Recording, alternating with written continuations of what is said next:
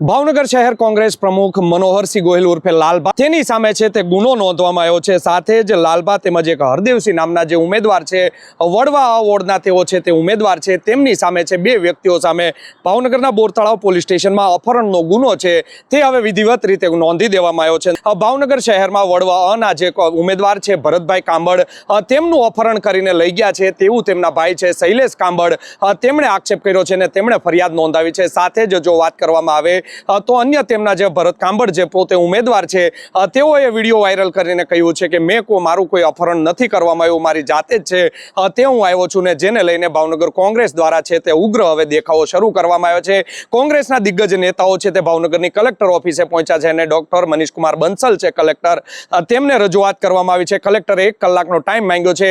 આ મામલે શહેર કોંગ્રેસના જે અત્યારે બોરતળાવ વોર્ડ જે આવેલો છે એટલે કે કુંભારવાડા વોર્ડ છે ત્યાં કિશન મેર છે, કોળી સમાજના યુવા ચહેરો છે, દિગ્ગજ નેતા છે તેઓ અહીંયા પહોંચ્યા છે। તેમની સાથે સીધી જ વાત કરીશું। સનેશ પોલીસ સ્ટેશન ખાતે તેઓ તમામ લોકો છે અત્યારે પહોંચ્યા છે, કોંગ્રેસના જે કાર્યકરો છે તે લોકો પહોંચ્યા છે। કિશનભાઈ, શું કહેશો, જે તમારા નેતા છે તેનું જ હવે ગાબડું છે તે પાડવામાં આવ્યું છે, કોંગ્રેસના જે નેતા છે મનોહરસિંહ ગોહિલ તેની ધરપકડ પોલીસ દ્વારા કરી લેવામાં આવી છે?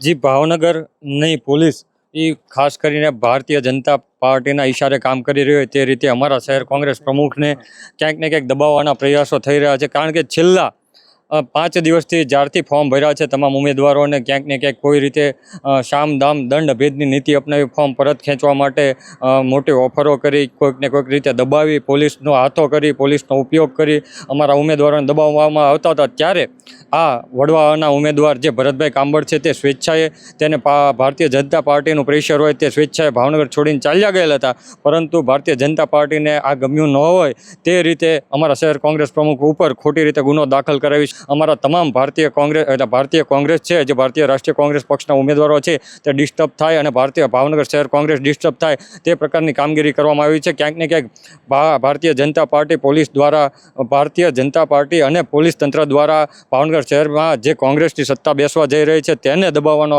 અને પ્રજાનો અવાજ દબાવવાનો પ્રયત્ન થઈ રહ્યો છે તેવું દેખાઈ રહ્યું છે। કિશનભાઈ, ખાસ કરીને તમે જે વોર્ડમાંથી ઊભા છો, જીતુ વાઘાણી છે, ભાવનગરના પશ્ચિમના ધારાસભ્ય છે, કૃષિ મંત્રી છે, તેના મત વિસ્તારમાંથી લડી રહ્યા છો। કોળી સમાજનું મોટું સંમેલન પણ કરવામાં આવ્યું હતું। હાલમાં સમગ્ર ગુજરાતની નજર કુંભારવાડા બેઠક ઉપર છે।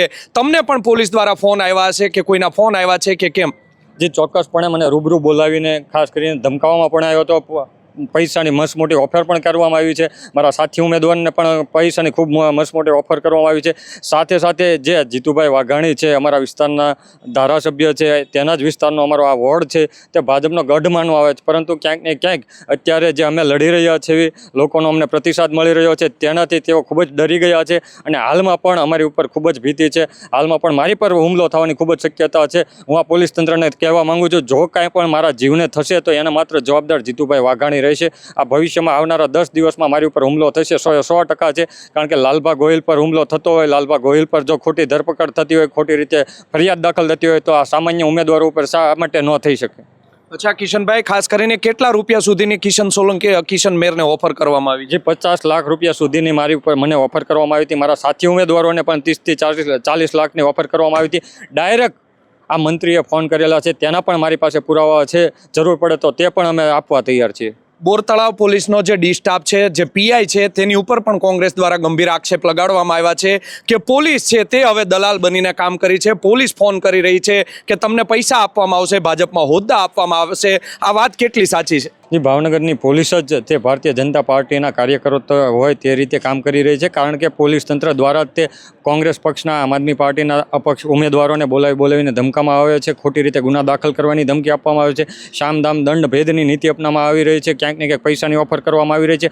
આ રીતે તેઓ ભારતીય જનતા પાર્ટીના જાણે કાર્યકર્તા હોય તે રીતે પોલીસ તંત્ર કામ કરી રહ્યું છે। ત્યારે ભાવનગરના એસપી સાથે સાથે ગુજરાતના ડીજીને પણ અને આ રાજ્યના ગૃહમંત્રીને પણ કહેવા માંગીએ છીએ કે આ તંત્ર આજે નહીં તો કાલે બદલાશે, તમે ચોક્કસ લોકોના ચોક્કસ દિશામાં ચોક્કસ ઈશારે કામ ન કરો। કિશનભાઈ, ખાસ કરીને તમે વકીલ પણ છો, પોલીસ દ્વારા બીએનએસની 143, 142 અને 54 મુજબ ગુનો દાખલ કર્યો છે, એટલે કે નોન બેલેબલ ઓફેન્સ છે તે નાખવામાં આવ્યો છે। નીચલી કોર્ટ છે તે આવા કેસમાં જામીન આપતી નથી હોતી। શું કહેશો, લાંબો સમય નીકળી જશે લાલબાને છૂટતા? જે ચોક્કસપણે હાલ તો જે પ્રક્રિયા છે તે ન્યાયિક પ્રક્રિયા છે, કારણ કે જે 140 અને 142 2(3)ની કલમ છે તે કલમ તળે ગુનો નોંધવામાં આવ્યો છે. તેમાં 7 વર્ષ સુધીની સજાની જોગવાઈ છે. અર્ણેશ કુમારનું જજમેન્ટ એમાં લાગુ પડે છે. પોલીસ તંત્રની સત્તા છે, તેમને છોડવા હોય તો તે છોડી શકે છે, અન્યથા નામદાર કોર્ટમાં પ્રોડક્શન કરી અમારા વકીલો તેની રજૂઆત કરશે અને કોર્ટ તેનો ન્યાયિક નિર્ણય કરશે. કોંગ્રેસના કોઈ ઉચ્ચ નેતાઓ છે તે હવે ભાવનગર આવી રહ્યા છે કે શું કોઈ મોટા નેતાઓ સાથે તમારે વાત થઈ છે? જે મોટા નેતાઓ સાથે અમારા પ્રદેશ પ્રમુખ સાથે પણ સંકલનમાં છીએ અને ગુજરાતના મોટા નેતા શક્તિસિંહ ગોહિલ સાહેબ સાથે પણ અમે સંકલનમાં છીએ. તે ટૂંક જ સમયમાં ભાવનગર પહોંચશે તેવો અમને વિશ્વાસ છે. અચ્છા, ખાસ કરીને કિશનભાઈ શું કહેશો હવે કયા પ્રકારની જે લોકોની તમારી જે છે શું મોરલ ડાઉન કરવા માટે આ સમગ્ર ઘટના થઈ રહી છે? કોંગ્રેસના જો તમારા નેતા છે, તમારા પ્રમુખ છે, તે હવે માની લ્યો કે જો જેલમાં જશે તો કયા પ્રકારની નિર્ણાયક ભૂમિકા તમારા લોકોની રહેશે? જે ચોક્કસપણે અમારા પ્રમુખ જો જેલમાં જશે તો 100% અમે આ ભાજપને હરાવીને દેખાડી દઈશું, કારણ કે કોંગ્રેસનો તમામ એક યુવાન છે તે 100 યોદ્ધા બરાબર છે. કારણ કે ભાવનગર શહેરમાં આ ભાજપ રહી તે હાર ભાળી ગઈ છે અને 100% તેઓની હાર થવાની છે. તેટલે જ તે ભાવનગર શહેર કોંગ્રેસ પ્રમુખ ઉપર ખોટો ગુનો દાખલ કરવામાં આવ્યો છે. ખાસ કરીને કિશનભાઈ, તમે કહો છો કે લાખો રૂપિયાની તમને ઓફર કરવામાં આવી છે. કોળી સમાજનું મહાસંમેલન છે તે જીતુ વાઘાણીના ગઢમાં ગોઠવવામાં આવ્યું હતું, તેને લઈને પણ કોઈ રાગદ્વેષ હવે રાખવામાં આવી રહ્યો છે કે કેમ? જી, ખાસ કરીને તે જ બાબતનો રાગદ્વેષ રાખીને લાલભા ગોહિલ પર પણ આ ફરિયાદ ખોટી દાખલ કરવામાં આવી છે. ક્યાંક ને ક્યાંક તેઓ મારી સાથે સંકળાયેલા હોય, હું એનો સાથી મિત્ર હોય, વર્ષોથી સાથે રહેતા હોય, ક્યાંક ને ક્યાંક તેમને દબાવવાના પ્રયાસો કર્યા હતા. હું ન દબાણો તો મેં અમારા શહેર કોંગ્રેસ પ્રમુખને દબાવીને આ ખોટી રીતે ખોટો ગુનો દાખલ કરવામાં આવેલો છે. સાથે જ એક અન્ય ઉમેદવાર છે, તેમના ચૂંટણી લડી રહ્યા છે કુંભારવાડા વોર્ડમાંથી, તેમને પણ પૂછીશું. અશ્વિનસિંહભાઈ, શું કહેશો, કઈ રીતે જોઈ રહ્યા છો સમગ્ર ઘટનાને? આ સમગ્ર ઘટનાને તો ભાજપ અત્યારે પોલીસ દ્વારા એટલી બધી દબાવવાની કોશિશ કરી રહી છે કે જાણે કોઈ ઉમેદવાર ચૂંટણી જ ન લડવો જોઈએ. એમાં લેડીઝ સીટ હોય 26 સીટ. માનો કે લાલભા પ્રમુખ સાહેબ ઉપર આવું અત્યાચાર થતો હોય તો લેડીઝ સીટ ઉપર કેટલો અત્યાચાર થતો છે, એ લોકોને દબાવવાની કેટલી ટ્રાય થતી છે. અશ્વિનસિંહભાઈ, તમારા પત્ની પણ ચૂંટણી લડી રહ્યા છે, કેટલી તમને ઓફર આવી છે? કોના દ્વારા ઓફરો કરવામાં આવી છે? પૈસાની ઘણી ઓફરો આવી છે. બીજી રીતે સામાજિક રીતે બધી રીતે પ્રયત્ન થઈ ગયા છે દબાવવાના, પણ છેલ્લા 3 વાગ્યા સુધીમાં અમે કોઈ રીતે ઝૂક્યા નહીં. એટલે અમારા પ્રમુખને ઝુકાવવા માટે થઈને આ બધી પ્રમુખ ઉપર ગુનો દાખલ કરવામાં આવ્યો છે. ઝૂક્યા નથી, શું તમને લાગે છે કે હવે ફેમિલીને પણ હેરાન કરવાના આવશે? હા, ફેમિલીને હેરાન કરવા માટે પૂરેપૂરી ટ્રાય ચાલુ જ છે કે ફેમિલીને કઈ રીતે ડિસ્ટર્બ કરી શકાય, ફેમિલીને કઈ રીતે આ લોકો બહારથી દબી કે એ બધી ટ્રાય ચાલુ જ છે. કેટલા રૂપિયાની ઓફરો આવી છે? રૂપિયાની ઓફરમાં તો ન ગણો એટલા તમે મોઢે માંગો એવી ઓફરો આવી છે કે તમે એવા પણ કોંગ્રેસ આક્ષેપ લગાવી રહી છે કે પોલીસ તંત્ર છે તે પૈસાની ઓફર કરી રહ્યું છે. હા, બધી રીતે ઓફરો બધી બાજુથી આવી છે, સામાજિક, પોલીસ, બધી રીતે, રાજકારણી વ્યવસ્થા કે ભાઈ તમે બોલો. કિશનભાઈ, ખાસ કરીને આજે ત્યારે તમે જે સનેસ પોલીસ સ્ટેશને પહોંચ્યા છો, જ્યાં મનોહરસિંહ ગોહિલને લાવવામાં આવ્યા છે, પોલીસ દ્વારા દરવાજા છે તે પોલીસ સ્ટેશનના બંધ કરી દેવામાં આવ્યા છે. પોલીસ સ્ટેશન તો તે જાહેર પબ્લિકની એક માલિકીની જગ્યા કહેવાય, પરંતુ આ પોલીસ તંત્ર રહ્યું તે એવું માને છે કે આ અમારી માલિકીનું છે. એ સામાન્ય પ્રજા પણ અહીં આવીને કોઈ પણ વ્યક્તિને મળી શકે છે. જો કોઈની ધરપકડ કરવામાં આવી હોય છે તો લોકોનો અધિકાર હોય છે. ખાસ કરીને હું તો એડવોકેટ છું, લાલભા ગોહિલનો એડવોકેટ તરીકે મને મળવા દેવો જોઈએ, પરંતુ પોલીસ તંત્ર હાવ નીચલી કક્ષાનું રાજકારણ કરી રહ્યું હોય તેવું દેખાઈ રહ્યું છે. કારણ કે પોલીસ તંત્ર પણ અત્યારે હવે રાજકારણ રમવામાં જાણે મોજ શોખથી આવી ગયું હોય તેવું દેખાઈ રહ્યું છે. કોના ઈશારે આ સમગ્ર ફરિયાદ છે તે દાખલ થતું હોય તેવું તમે માનો છો? એ માત્ર ને માત્ર ભાવનગર શહેરના એક મિનિસ્ટર છે જીતુભાઈ વાઘાણી, તેના ઈશારે જ આ કામ થઈ રહ્યું હોય તેવું સ્પષ્ટપણે મારું માનવું છે.